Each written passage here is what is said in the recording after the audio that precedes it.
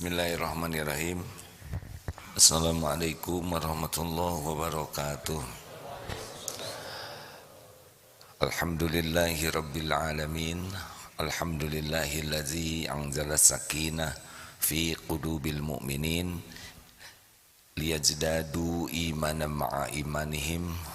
Allahumma salli ala Muhammadin wa ala alihi wa ashabihi ajma'in.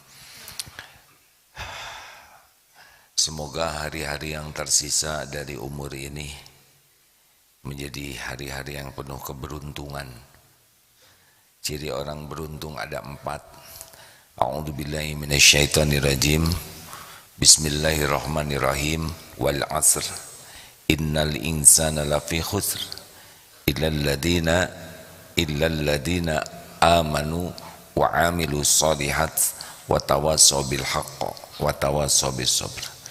4 inilah orang yang dinyatakan beruntung dalam perjalanan waktu. Innal insan, sesungguhnya demi masa, demi waktu, sesungguhnya setiap insan dalam kerugian kecuali 1, amanu.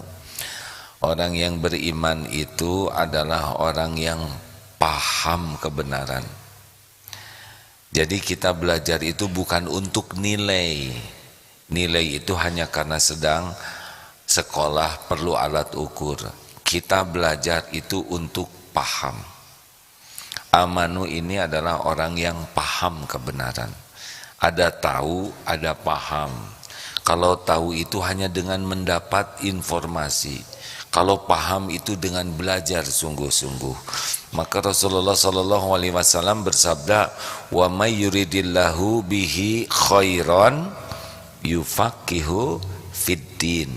Barang siapa yang dikehendaki Allah kebaikan baginya, Allah menghendaki nih seseorang bakal jadi baik.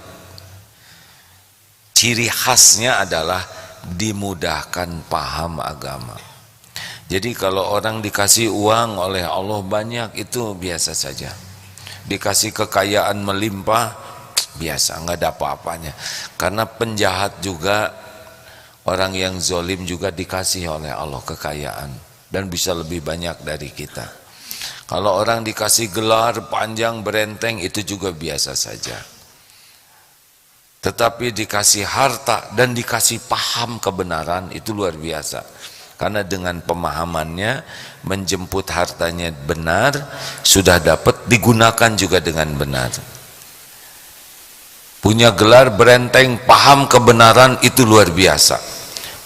S2, S3, profesor, paham kebenaran, beliau akan lebih tinggi manfaatnya.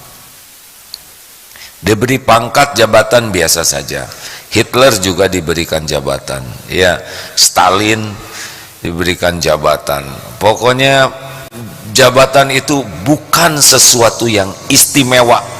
Dengar ini baik-baik ya. Harta, gelar, pangkat, jabatan, popularitas, banyak subscriber, terkenal, penampilannya cakep, keren, gagah dan sebagainya, itu bukan sesuatu yang istimewa. Karena Allah bagikan kepada siapapun. Yang istimewa adalah kalau diberikan paham kebenaran. Jadi kalau anak ibu ada yang, anak bapak ada yang suka sekali belajar agama, memahaminya, itu lebih utama. Nanti dari sana belajar teknologi, belajar matematik, belajar arsitek, itu tidak apa-apa. Karena masjid ini juga ada arsitek, ada sipil, ada ahli bangunan, benar, ada ahli keuangan. Ini masjid jadi dengan berbagai profesi. Tapi kalau paham kebenaran, dia niatnya akan benar, caranya akan benar. Untuk apa kita paham kebenaran? Supaya niatnya benar, caranya benar. Jadilah kesibukannya amal soleh. Dari amal soleh inilah lahirnya hayatan thayyibah. Jadi masa keemasan ini beruntung sekali Pak. Ada yang di masa tua itu diberi kesempatan belajar agama, ini nikmat besar. Jadi kalau anak ibu bapak ikut pesantren masa keemasan, ini lebih bernilai daripada dibelikan rumah. Apalagi ibu bapak ikut pesantren masa keemasan ya, berbarengan dengan itu ini rumah, nah itu lebih menarik ya. Ini adik-adik tidak mudah loh dek, mesantren ini. Tidak semua anak mau mesantren, dan tidak semua orang tua mau memesantrenkan anaknya, dan tidak semua yang ingin mesantren bisa pesantren. Di sini mau tidak mau tahajud, Senin Kemis saum, baca Quran ya, tiap hari belajar, ditambah lingkungan yang membuat kita lebih serius untuk mengamalkan. Makanya nikmat pertama kalau tiap hari tambah paham kebenaran. Nah ini tadi pagi dibahas, baca Quran itu bagus sekali. Satu huruf itu satu kebaikan dikali 10. Alif lam mim itu 30 kebaikan kalau ikhlas.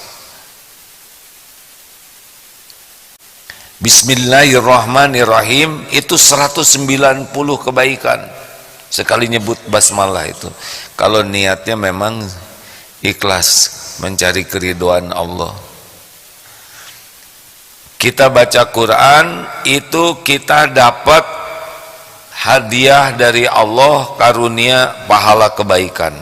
Tapi kalau kita baca Quran plus belajar terjemahnya, tambah lagi hadiahnya, yaitu satu pahala kebaikan tadi plus hidayah, petunjuk Allah, karena dengan paham kita akan dapat petunjuk.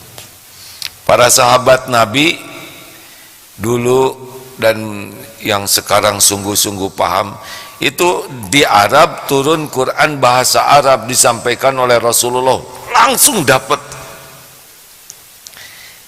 hidayah, taufik menghujam karena paham. Kita imam baca Quran makin panjang makin ngelamun karena kurang paham. Makanya bagus sekali baca Quran sambil belajar terus memahami, baca terjemahnya, simak tafsirnya, sambil ikut kursus pelatihan memahami bacaan Al-Quran. Itu beda karena paham. Amanu itu dari paham. Tiap hari itu cari ilmu supaya makin paham. Yang kedua, wa'amilus sholihat.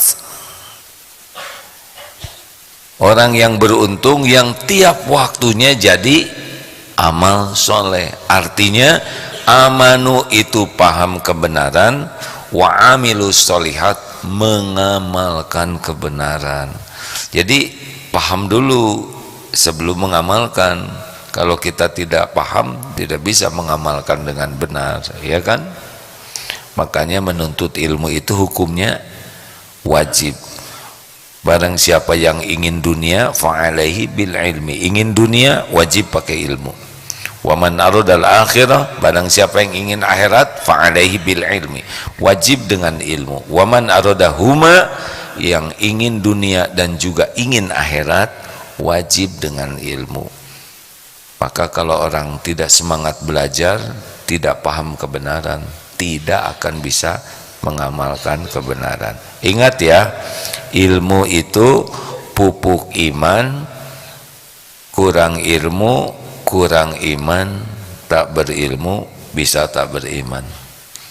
Ilmu itu pemandu amal, kurang ilmu pasti kurang amal. Tidak punya ilmu tidak bisa beramal. Makanya belajar itu tidak pernah mengeluarkan biaya. Belajar itu adalah investasi.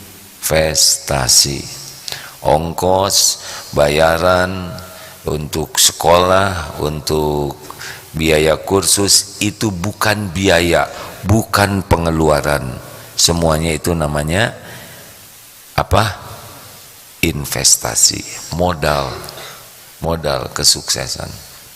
Jadi jangan hitung-hitungan kalau buat nyari ilmu. Masa keemasan harus keluar biaya, ya daripada uang disimpan sejumlah itu jauh lebih baik untuk jadi ilmu. Kalau punya uang ya, ini ada pelatihan kursus, ada 2 kursus, milih kursus mengurus jenazah atau kursus menjadi jenazah. Mau yang mana? Belajar kursus memahami bacaan Al-Quran, misalkan 2 juta, itu lebih baik dikeluarkan buat paham Quran daripada ditabung nggak jelas di sana, ya kan? Uangnya diem aja, nggak ada apa-apanya. Kita meninggal jadi milik orang lain, dan kalau Allah mau ngambil tinggal bikin penyakit aja, 2 juta hilang seketika tuh. Kalau dipakai belajar itu namanya investasi. Ongkos jauh investasi, capek investasi.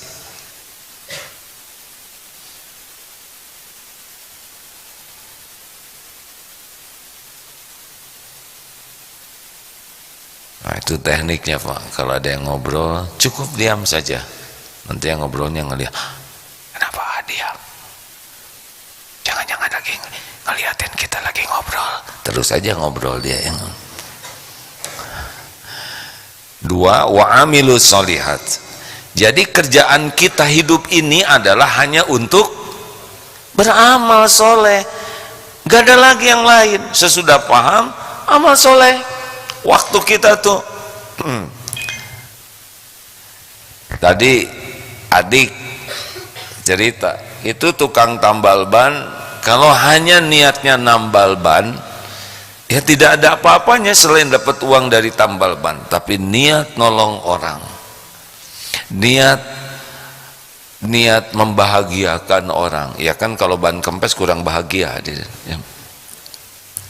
Membuat orang lebih mudah melaksanakan tugasnya.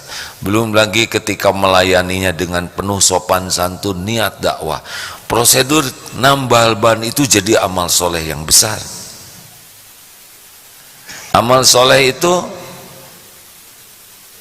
man amila soliham min dzakarin aw unsa wa huwa mu'min falanuhyiyannahu hayatan thayyibah.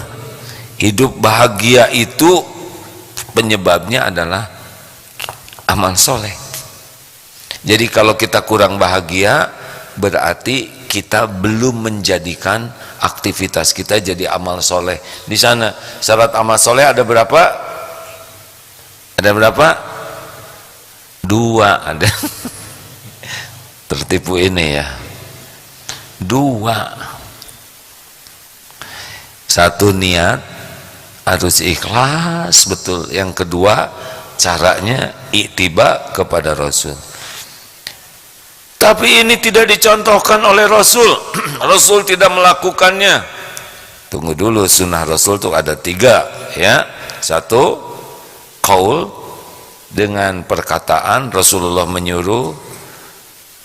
2 dengan perbuatan Rasul mencontohkan. Dan yang ketiga takrir, sahabat melakukan, Rasulullah tidak melarang, mengetahuinya. Dan ini sudah termasuk bagian daripada sunnah. Jadi tidak cukup Rasul tidak melakukannya, ada Rasul yang tidak melakukannya tapi Rasul mendiamkannya. Itu juga termasuk bagian yang disebut sunnah. Jadi rekan-rekan sekalian, kita harus selalu meluruskan niat. Saya niat karena Engkau ya Allah, saya belajar lillahi ta'ala. Ya Allah, Engkau takdirkan saya jadi mahasiswa, saya kuliah karena Engkau. Ya Rabb, saya bahagiakan, muliakan orang tua saya karena Engkau. Ya Allah, saya sebagai kepala keluarga bekerja semata-mata mencari keridhaan-Mu. Saya menjemput rezeki hanya karena Engkau ya Allah. Ya Allah, saya berdagang hanya mencari keridhaan-Mu ya Rabb. Ya Allah, saya muliakan, saya didik anak-anak saya semata-mata mencari keridhaan-Mu. Kata seorang istri, ya Allah, saya berbakti kepada suami semata-mata mencari keridhaan-Mu. Harus begitu. Makin ikhlas, makin bahagia. Kurang ikhlas, jawab hadirin, kurang ikhlas, kurang bahagia. Berarti orang yang kurang bahagia besar kemungkinan karena kurang. Iya. Kenapa dia kurang bahagia? Karena dia lebih berharap dari selain Allah. Ingin dipuji, ingin dikagumi, ingin dihormati, ingin dibalas budii, ingin diperlakukan spesial oleh manusia, bukan ingin diterima oleh Allah amalannya. Nah, itu yang bikin tidak bahagia. Makin banyak berharap dari makhluk, makin tidak bahagia. Jelas? Hadirin, ini kepada kakek nenek program masa keemasan, jangan ngarep-ngarep anak-anak tuh nggak ngebahagiakan, padahal saya sudah stop. Jangan. Padahal saya dulu yang membesarkan. Kata ibu, saya yang hamil, saya yang melahirkan, saya yang menyusui. Ingat loh Bu, anak nggak pesen lahir dari ibu ya. Nggak boleh disebut-sebut. Itu udah memang begitu amalnya. Ibu hamil itu amal soleh ibu. Ibu merasa sakit itu penggugur dosa ibu. Ibu capek itu yang merontokkan dosa habis seperti gugurnya daun-daun. Ibu baby blues, tahu baby blues? Bukan 3 blues, baby blues. Ya itu saya juga baru tahu ya, yang baru punya anak satu, wah bingung nangis. Itu penggugur dosa. Bapak membanting-banting tulang, terus meres-meres keringat, capek mencari nafkah, baru juga dapat dikasihin habis, bahkan kurang terus. Nggak usah mengeluh Pak, itu memang ladang penggugur dosa kita. Wasobin itu capek, nasobin itu capek, wasobin itu sakit, capek, sakit. Itu semua penggugur dosa kita. Gak usah rewel ya, makin ingat kebaikan makin sakit hati, makin nyebut-nyebut kebaikan makin sakit hati, makin menuntut orang lain berterima kasih makin sakit hati, makin nuntut orang lain balas budi makin sakit hati. Kenapa? Karena kurang ikhlas. Lakukan. Jawab hadirin, saya teh nggak boleh mengharapkan jawaban, tapi gimana gitu, lakukan, lupakan. Belajar pikun terhadap kebaikan yang kita lakukan ya. Keberapa itu teh? Kedua, niatnya benar, caranya juga harus benar. Udah nggak usah macam-macam. Gimana tentang rezeki? Tenang, rezeki, karir, tetek bengek duniawi itu ngikut kok. Kalau kita diniatkan setiap kegiatan kita jadi amal, rezeki kita nggak akan kemana-mana, nggak akan kemana-mana. Apa yang untuk saya pasti ketemu. Apa yang bukan untuk saya nggak akan ketemu. Apa yang untuk saya tidak bisa diambil orang. Allah tahu rezeki saya karena Dia. Dalilnya surat Hud ayat 6, wa ma min dabatin fil ard illa 'alallahi rizquha. Tidak ada satupun makhluk melata yang Allah ciptakan kecuali Allah pemberi rezekinya. Allah sudah siapkan semuanya. Kalau kita niatnya lurus, caranya benar, ketemu kok. Ketemu nanti rezeki kita. Karir juga ketemu, nggak usah ribet, sikut-sikutan, licik-licikan, nggak perlu, lurus-lurus saja hidup ini. Ini saya dagang ini, ternyata teman saya juga dagang, itu juga ngikut jadi dagang. Ini pada dagang, dagangannya sama, lempeng saja.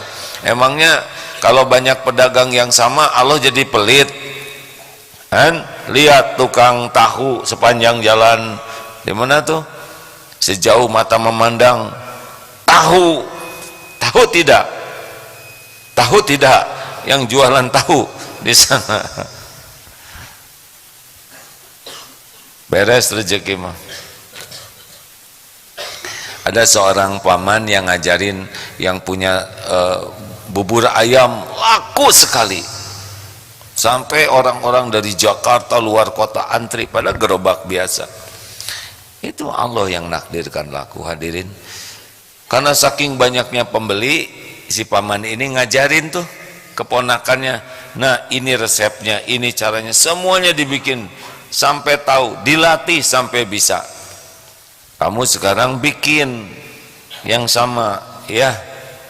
Nanti gimana paman? Gak ada masalah, rezeki itu Allah yang bagi. Sana. Akhirnya bikinlah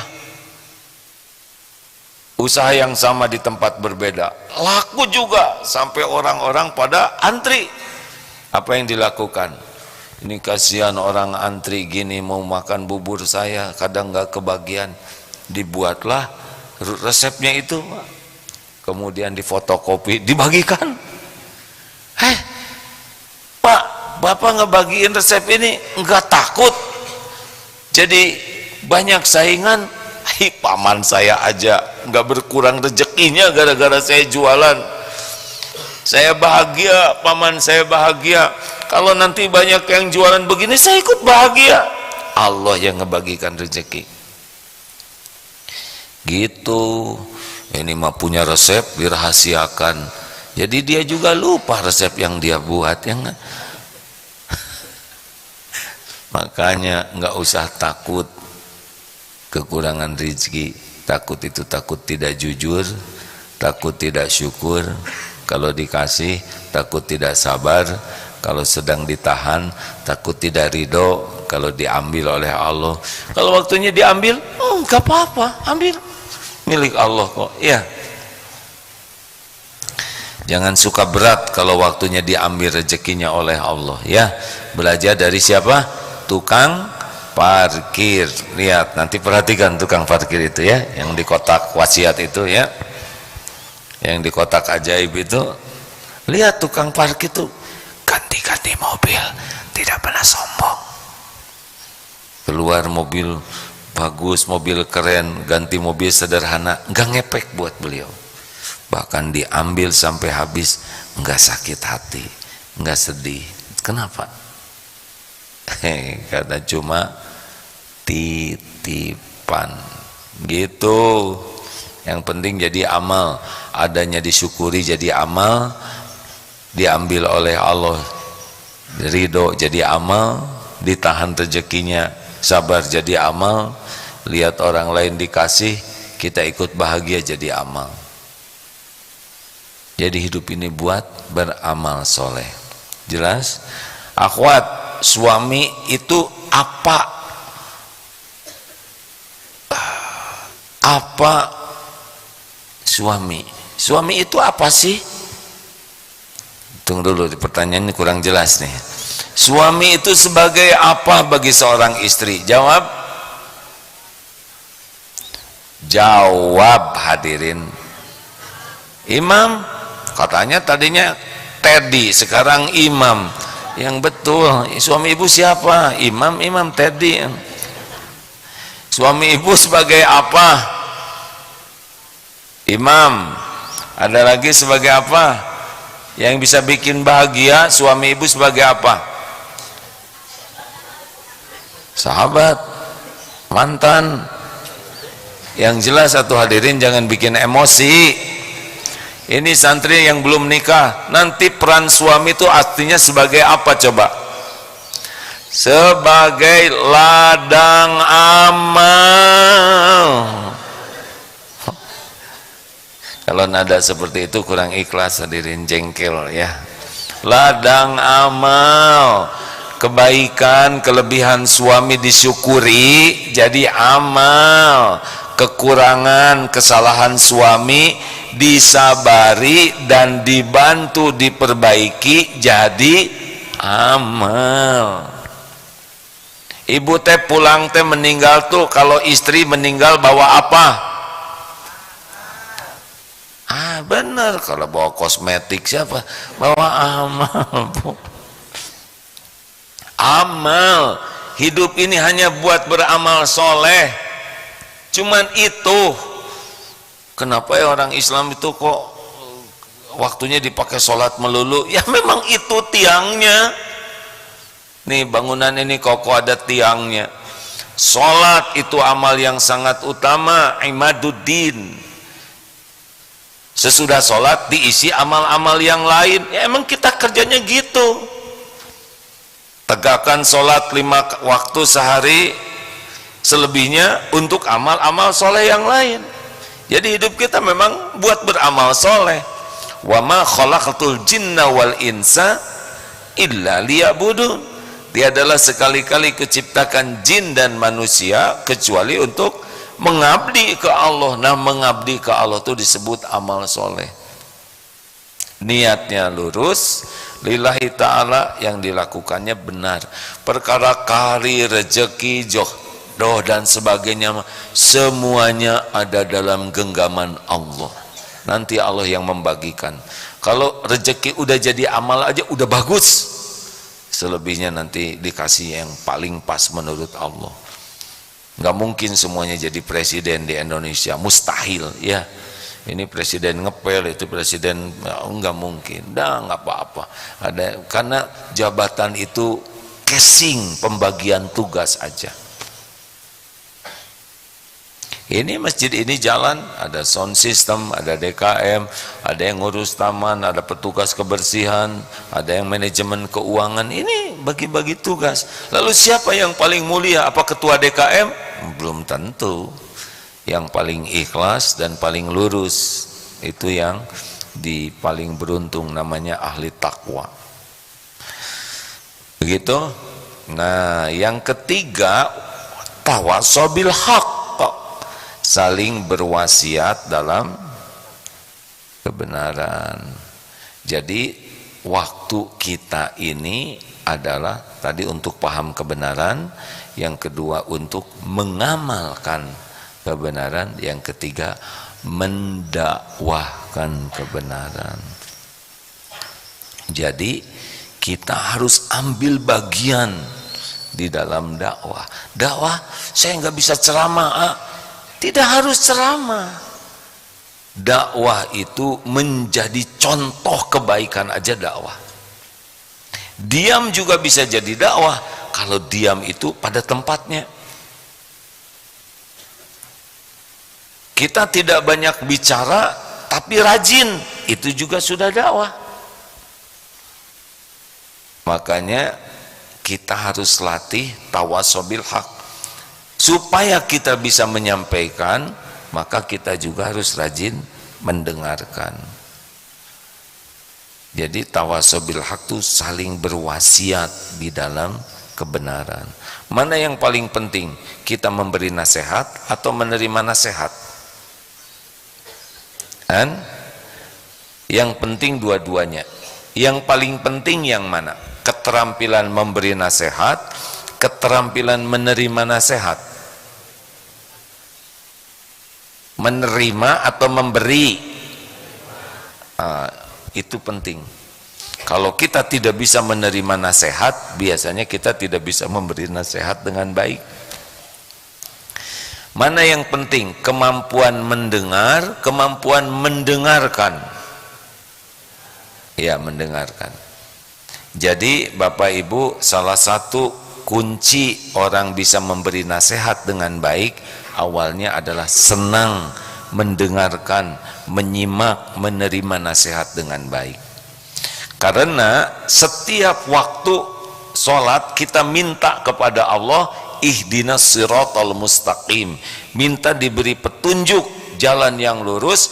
Allah maha mendengar setiap doa kita, dan Allah kuasa mengabulkan, memberikan petunjuk kepada kita lewat siapa saja. Bisa lewat ustadz, guru, ulama, orang tua, bisa lewat teman, istri, anak, suami, bisa lewat khodimat, lewat siapa saja. Bahkan tidak jarang ada orang yang tidak baik akhlaknya, tapi nasihatnya benar.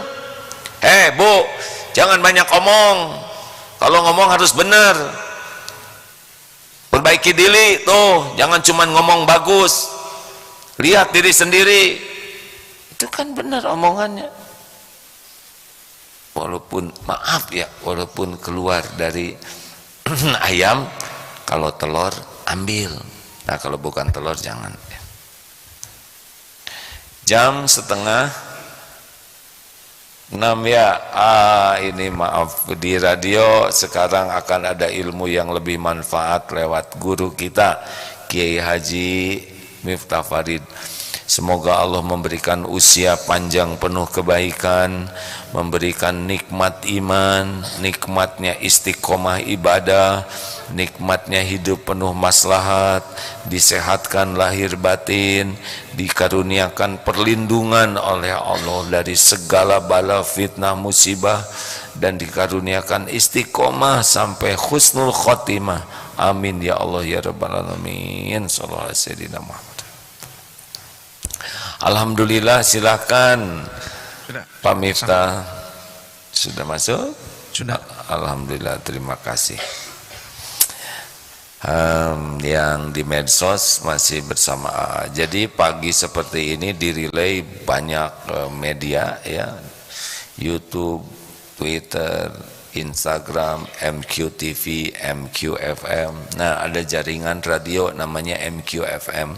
Beberapa radio selain Bandung, Jogja, di Lampung, dan di beberapa tempat. Nah, sekarang bersama beliau. Kita lanjutkan ya.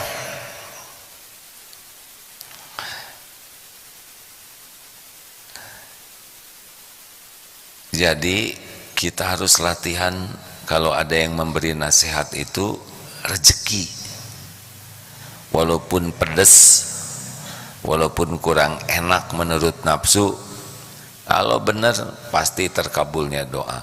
Kan aneh, kita minta diberi petunjuk, giliran petunjuk datang kita jengkel. Iya kan? Memang yang paling enak nasihat itu isinya benar, caranya baik. Tapi tidak semua nasihat begitu. Ada yang isinya benar, caranya kurang enak. Ada yang caranya enak, isinya tidak benar, itu juga ujian. Maaf ya Mas, tolong jangan jadi copet. Nah, ini memang sopan, tapi nggak enak nyangka kita copet. 4, yang keempat adalah tawasau bis sabr, saling berwasiat dalam kesabaran. Ingat loh ya Bu, Pak, kenapa sabar? Sabar itu apa? Di antara pemahaman sabar adalah kemampuan menahan diri, mengendalikan diri, sehingga yang kita katakan, yang kita lakukan itu adalah yang Allah sukai. Itu sabar. Jadi sabar itu bukan pasrah, tapi ditahan. Nanti reaksi kita tuh reaksi yang Allah sukai. Misal nauzubillah ya, ada yang nempeleng, udah begitu dia astagfirullah, aduh saya mohon maaf, saya salah, saya hilaf, saya sangka nyamuk, jadi dia minta maaf. Nempeleng terus minta maaf, mana yang Allah sukai? Kita balas atau kita maafkan? Nah, itu sabar. Udah nempeleng, terus kita lihat, rupanya dia mau nempeleng lagi. Bagaimana sabarnya? Kita maafkan? Gimana kesabarannya? Kalau kita diam, kita memberi peluang orang berbuat zalim. Maka kesabaran kita adalah mencegah dia berbuat zalim. Macam-macam, kita bisa ambil batu ya, ambil batu kemudian kita remukan, coba direnungkan ya. Tapi batu mana yang bisa remuk begitu? Makanya pentingnya kita latihan bela diri, bukan untuk berkelahi, tapi intinya untuk mencegah orang lain berbuat zalim. Kalaupun harus berkelahi, ya untuk mencegah dia zalim. Gitu. Kita punya kekuatan itu adalah mencegah kezaliman. Jadi gimana dong kalau ada yang menempeleng? Ya keluarkan aja. Begitulah ya, minimal suaranya. Nah begitu hadirin, sing sabar dan menyabarkan. Semua masalah itu timbul karena enggak sabar, tidak bisa menahan diri. Kenapa orang berzina? Tidak sabar, tidak sabar menahan syahwatnya. Kenapa dia berzina? Dia awali dari tidak sabar menjaga pandangan. Sabar itu ada 3 tempatnya: sabar ketika taat, sabar ketika menjauhi maksiat, dan sabar ketika menghadapi musibah. Ulangi, sabar apa? 2, sabar ketika, jangan dilewat. 1, sabar ketika taat. 2, sabar ketika menjauhi maksiat. 3, sabar ketika. Ini belajar begini ketaatan, perlu sabar Pak. Kalau enggak mah udah nyari tiang. Dan saya sabar di dalam mendengarkan sampai menyerap ya. Baca Quran harus sabar, kalau enggak malas. Sedekah kalau enggak sabar yang kecil-kecil. Tahajud kalau tidak sabar ina atau ina, gak mau ngeluarin ar-Rahmannya ya, karena belum hafal. Jujur nih Bu, taraweh nanti Ramadan maunya yang 11 rakaat atau 23 rakaat? Jujur, 11 atau 23? Kita mah nggak terlalu pusing dalil, yang penting ringkas ya kan. Imamnya yang 1 rakaat 2 lembar, 1 rakaat 1 lembar berarti 10 rakaat sejuz ya, pada lama tah ya. Atau mau yang indah tapi ringkas, mana? Tuh, gitu. Kita mah belum juga beramal sudah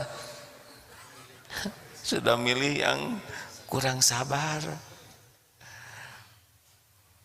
Padahal kita belum hafal Quran bisa nebeng kepada imam, ya kan?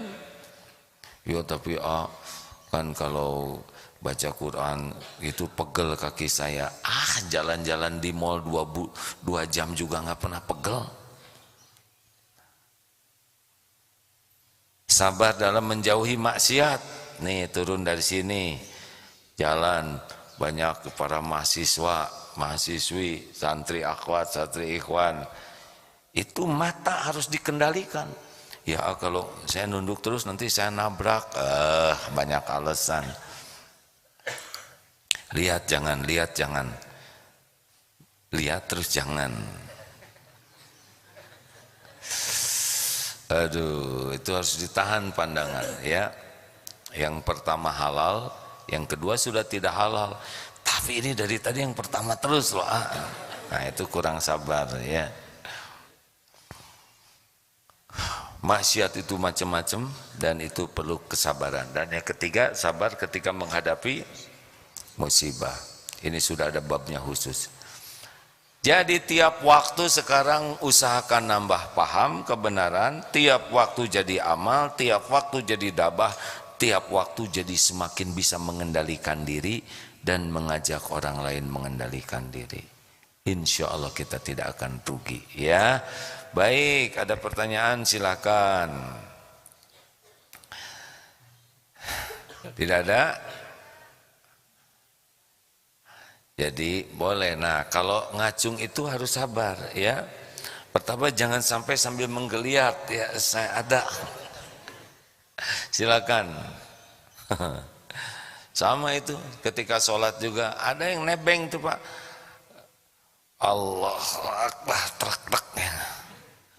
Itu nebeng ngedrek-dekin tulang waktu sholat. Assalamualaikum. Itu nggak sabar aja. Lanjut, silakan, tolong mikrofonnya dititipkan. Bismillahirrahmanirrahim. AA, perkenalkan saya Nur Aini Rahmawati, panggil aja Ama dari program PPM. Izin bertanya A. Silakan. Tentang tadi kan A membahas tentang nasihat benar tapi caranya kurang enak. Nah, bagaimana kalau misalkan kita tuh emang pernah ngelakuin kesalahan tersebut, tapi orang yang mau menasihati kita itu mengadukan ke orang lain dengan memberikan kesaksian palsu. Lalu orang yang menerima laporan tersebut mempercayai kesaksian palsu tersebut, lalu kesayanya teh menasihati tapi lebih ke menghakimi dengan dia tuh yang menasihatinya teh percaya gitu dari omongan yang orang memberikan kesaksian palsu tersebut. Jadi bukannya menerima nasihat tapi malah benci ke orang yang menegur, memberikan itu nasihat palsu, memberikan. Gimana ini, saya jadi pusing ini. Ya jadi gini. Jadi gimana, siapa ini yang makan jamu palsu itu anak? Saksi palsu bukan jamu palsu. Oh ya, baik. Jadi Jadi misalkan melakukan salah. iya pernah. Terus ada orang yang nggak suka ke kita, niatnya mau ngenasihatin tapi caranya ngaduin ke orang lain. Tapi dengan ke orang lain. Tapi terus, palsu omongan dia teh nggak sesuai dengan apa yang kesalahan aku lakuin. baik. Terus nah orang itu yang menerima Tuh ya.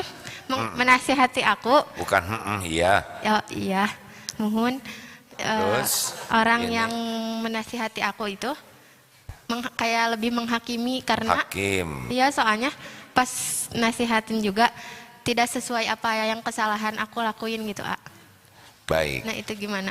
Jadi jatuhnya teh penyakit hati gitu, jadi benci ke orang yang. Jadi yang jatuh yang mana? Dua-duanya. Ya jadi ngambek dia ya. Kenapa orang yang nasihatin saya yang dimarahin? Begini, kita melakukan salah. Allah tahu tidak? Tahu. Kalau Allah sayang kepada kita, kita akan diberi jalan untuk tobat. Bisa istighfar, kalau kesalahannya kepada Allah, kalau kepada orang, kita akan diberi jalan untuk minta maaf. Nah si dosa ini, itu kan pasti ada balasannya. Salah satu balasan penggugur dosa adalah sakit hati. Sakit, ada yang nyakitin. Nah ada yang lihat laporan palsu, lalu ini menegur, menghakimi. Ini semua terjadi dengan izin Allah untuk membuat kita jadi lebih baik. Dengan kita ditegur yang pedas begitu, sakit hati, gugur dosa. Ya, ini ngomongnya nggak sesuai dengan kenyataan, berarti kita lagi difitnah ya, ujian kesabaran, dapat pahala sabar. Terus saja kita dapat kesempatan mengamalkan Ali Imran 134. Wal kadhiminal ghaidha, menahan amarah. Wal 'afina 'anil nas, memaafkan orang-orang, dapat pahala. Wallahu yuhibbul muhsinin, kita tetap berbuat baik, pasti dapat pahala. Gak ada ruginya, yang rugi itu kita yang sebel ke orang lain. Kenapa harus sebel? Nabi Muhammad aja sempurna, ada yang menghina, ada yang memfitnah, ada yang memusuhi, ada yang ngata-ngatain jelek. Lempeng aja Nabi mau berbuat baik, betul? Itu sempurna baiknya, dihina, apalagi kita yang hina betulan. Makanya nggak usah sakit hati. Sakit hati bahagia nggak dek? Enggak. Atuh ngapain pakai sakit hati? Itu udah manusiawi. Ya sok atuh terserah ya. Manusiawi itu ada manusiawi menderita, memilih menderita, ada manusia memilih bahagia.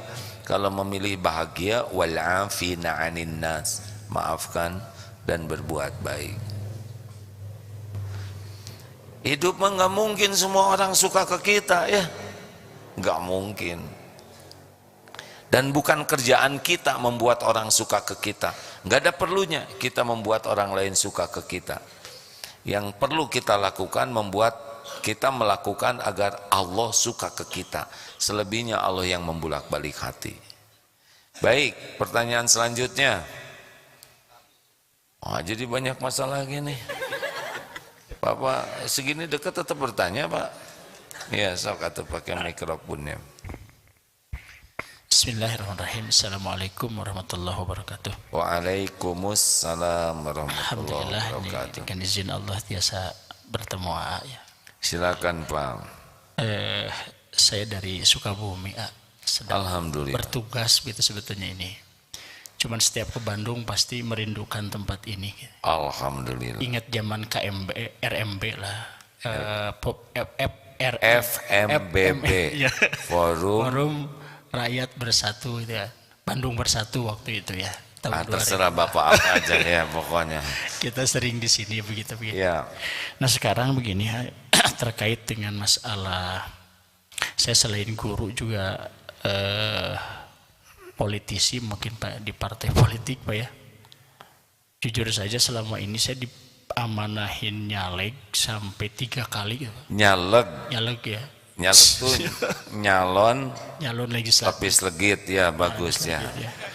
Nah yang sekarang ini seolah-olah dipaksa kembali harus terjun begitu Pak ya. Dan saya pribadi secara pribadi itu malu gitu ya, kayak orang haus kekuasaan kayak Sudah 3 kali nyalek tapi belum gagal.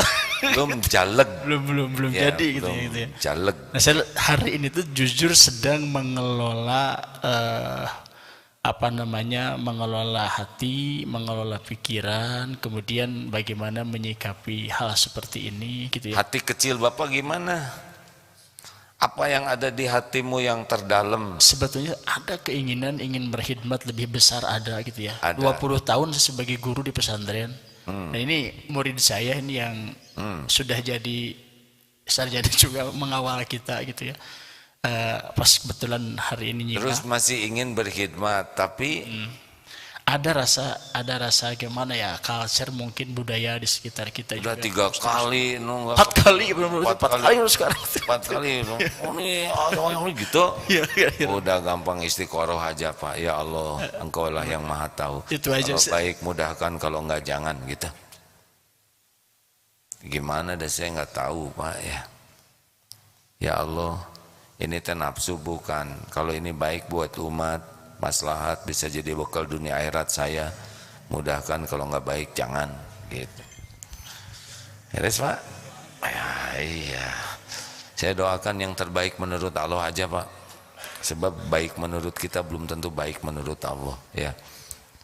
Nanti kalau nggak ada, nah jadi 5 kali gagalnya. Mak, silakan.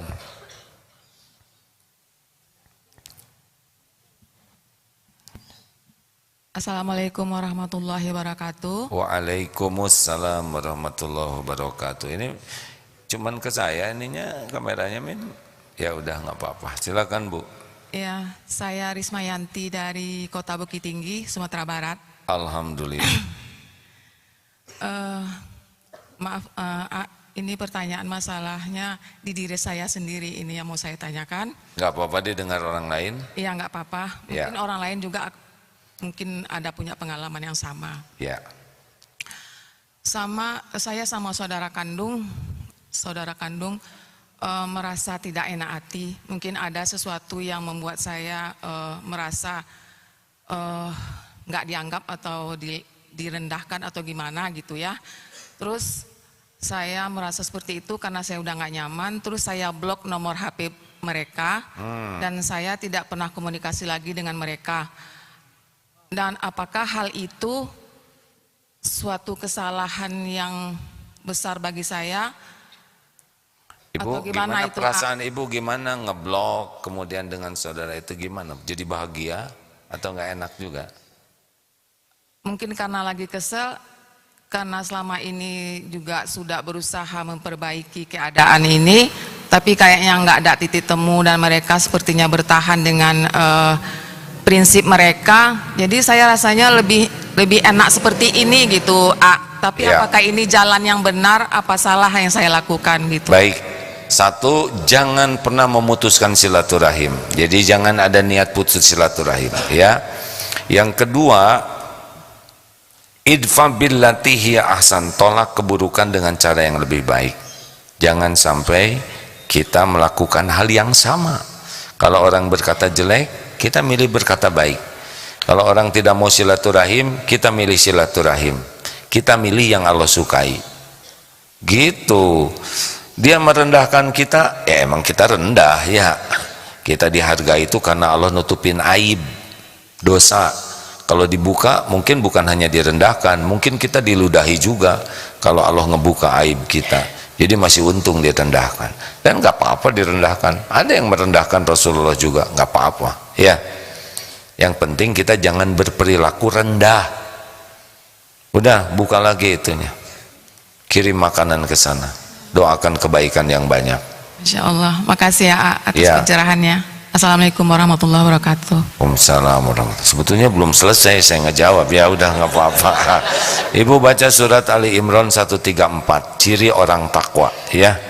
Di sana disebutkan wal kadhiminal ghaidha, menahan amarah, wal 'afina 'anil nas, memaafkan orang-orang. Wallahu yuhibbul muhsinin. Allah sangat mencintai orang yang berbuat kebaikan. Bahagia itu ada pada ketakwaan, ya. Kalau orang bisa ngomong jelek, kita ngomong bagus. Gitu. Kalau itu ngomong jelek, kita ngomong jelek lagi. Kalau itu menghina, kita menghina lagi.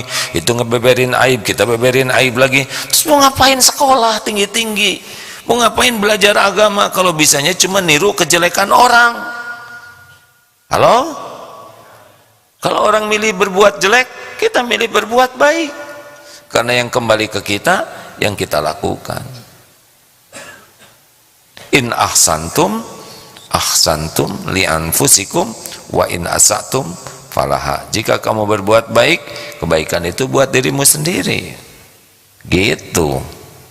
Kamu berbuat jelek, itu juga balik ke kita sendiri. Silakan. Tadi mana selang-seling sama kaum saya nih, ya. Bapak mau nanya. Segini dekatnya tetap nanya, Pak. Ya, boleh. Alhamdulillah ya Allah. Giliran ya Bu. Bismillahirrahmanirrahim. Assalamualaikum warahmatullahi wabarakatuh. Waalaikumsalam warahmatullahi wabarakatuh. Perkenalkan saya dari Tanah Datar Sumatera Barat bersama rombongan Bukit Tinggi. Tanah Datar.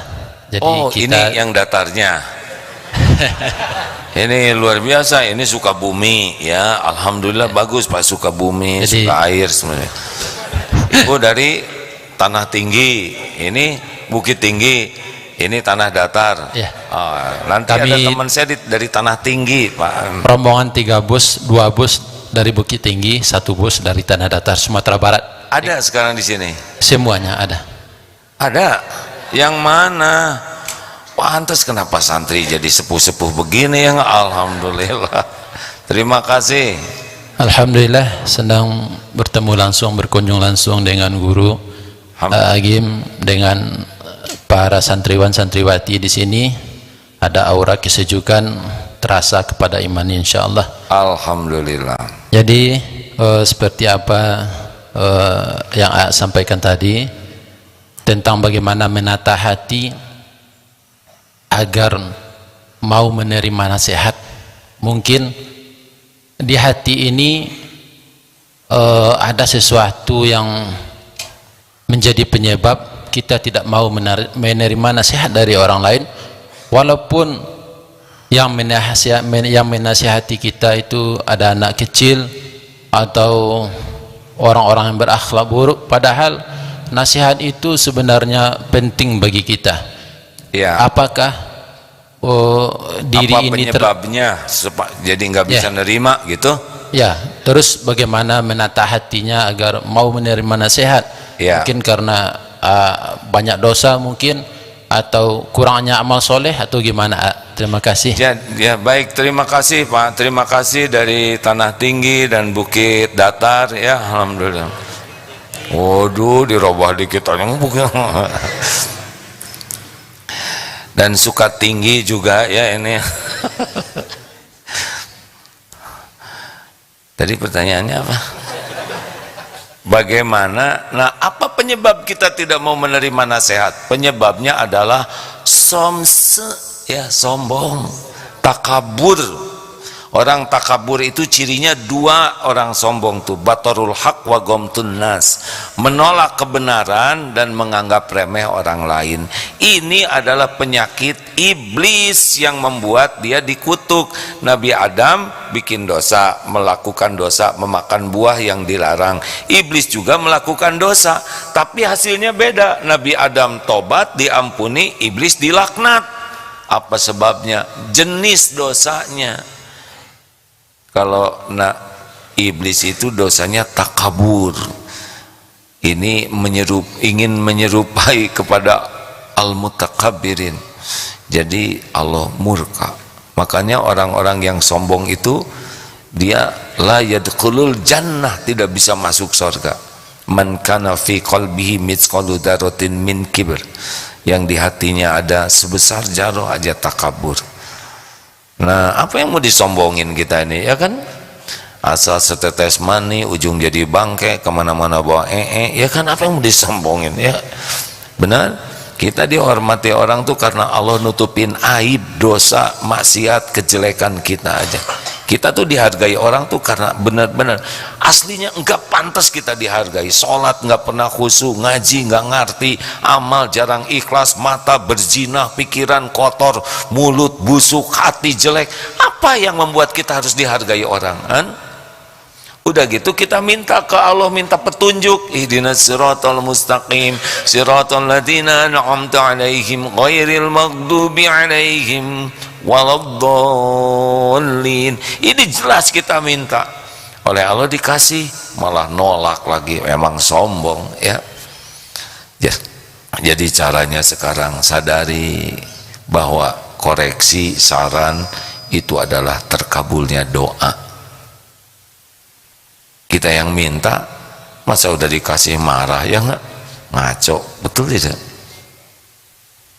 Jadi saran, nasihat, koreksi itu adalah terkabulnya doa. Oh iya, ini yang saya minta. Thanks. Ibu kan udah sebelahan tadi, ibu sebelahnya nanya, kan? Beda pertanyaan, A. Harus samain aja, ya kan sebelahan. Jauh beda, A. Jauh beda. Ya. Ya, sokatullah.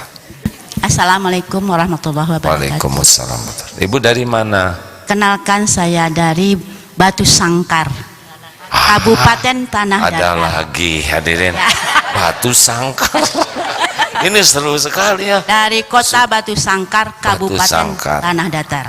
Ya, Ya. Masya Allah. Alhamdulillah. Senang sekali bertemu, berhadapan dengan A pada pagi hari ini. Alhamdulillah. Biasanya lewat media massa. Mas, media massa. Sangat senang, sangat senang. Media sosial. Media sosial. Maaf, A, karena ini Gak apa-apa, Bu. udah usia emas, lanjut usia. Iya, Bu. Iya, lanjut. Apa, Bu, pertanyaannya? Nah, lanjut, simpel saja, A, yaitu bagaimana kita melatih hati kita untuk khusyuk dalam salat, melatih kesabaran kita supaya khusyuk Jadi dalam panjang. salat. Baik. Nah, A, makasih. Ibu bukan nanya, ibu nyindir ya. Allah tahu saya belum bisa khusyuk. Jadi ibu nanya, Ya. saya nggak bisa jawab, Bu, karena saya juga masih berusaha khusyuk. Tapi yang saya tahu ilmunya, satu, tekad. Tidak semua orang sholat ingin sholat khusyuk. Hanya mau sholat aja. Jauh-jauh ke masjid, Allahu Akbar, pergi kemana-mana. Duh, pagi ini ya, saya makan apa nih? Allah, sami Allah liman hamidah. Olahraganya ngarang aja. apalagi kalau imam bacaannya panjang, sukses tuh, barang-barang ketemu, rencana siang hari ini. Kenapa tidak khusyuk? Karena memang tidak niat khusyuk, hanya niat sholat. Tanya ke diri masing-masing, apakah kita memang bertekad sholat khusyuk? Kah? Sedikit, sebagian asal sholat aja dan merasa sudah sholat. Yang kedua, persiapannya baik atau tidak, karena gagal dalam persiapan sama dengan mempersiapkan kegagalan. Banyak yang ilmu sholatnya nggak nambah dari dulu, nggak ngerti aja arti sholat, nggak ngerti ya, hukum-hukumnya juga nggak ngerti. Lagi sholat sendiri ada yang nyentuh, pergi aja, dikejar oleh makmum. Yang masbuknya nggak ngerti.